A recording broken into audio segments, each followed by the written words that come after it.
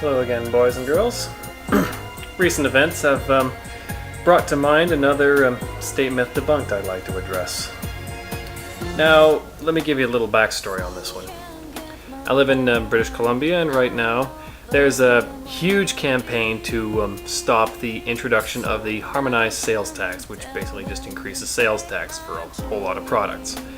What's really got people ticked off about this is that our premier, when he was running, he said he wasn't going to touch it. And 10 days after he got elected, he does it anyway. Shocking, I know. Well, one of our former premiers is organizing this huge effort to get to petition to have the HST revoked, and if they don't do it, because remember, even though he got the required number of signatures, it's not really holding on to them. They can just say screw you and do it anyway. So now he's also threatening to petition to have some MLAs recalled and whatever, and would throw things off if he could do it. Now keep in mind, he has to get a huge majority of the province in on this in order to do it. And a lot of people like to hype up things like this as power to the people, we are the state, and so on and so forth. So, it's funny to me because if you put some perspective on it, you might rethink that idea. So let's just get this straight here. So if your government starts overcharging you and you don't agree with what they're charging you, you can deal with it. In order to do that, you need to get hundreds of thousands of signatures. You got to go through a lot of paperwork. You got to wait months in order to get it through, during which time they get to continue overcharging you anyway. You can't opt out. And you got to jump through all these hoops when your government overcharges you. Now compare this to, say, what happens if your phone company starts overcharging you. You call them, you cancel your account, and you go to another one the very next day. This is why I just laugh at people who say that the voting makes governments accountable.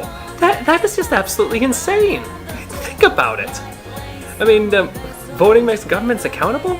What about America's last election? You had the choice of pro-war, pro-empire, and pro-spending Democrat, or pro-war, pro-empire, and pro-spending Republican.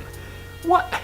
And you get to choose only once every 4 years, and only at a time and manner of their choice, and only from a very limited selection of choices that they put forward for you.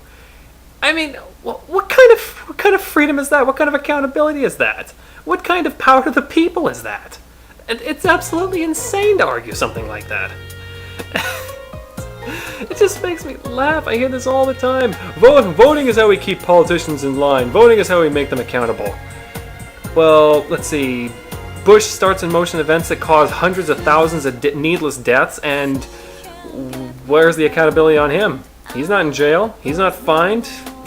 He doesn't even get a lot of finger wagging at him. He gets to retire with a nice big pension and go on book tours and all this other fun stuff. I mean, you name me one private company that did something even close to as reprehensible as what he did. Just name one. Try it. So yeah, if you want accountability, free markets and things like that, there's your accountability. You don't like what they do, you don't have to associate with them. Freedom of association. That is where power of the people comes in. Not in some system where one elite group gets to make all the rules and set all the guidelines, and you don't get one bit of say in it. That is just absolutely ridiculous to argue something like that. Well, I hope you think about this, and hope it might put things in perspective for you. Until next time, be aware and be wise.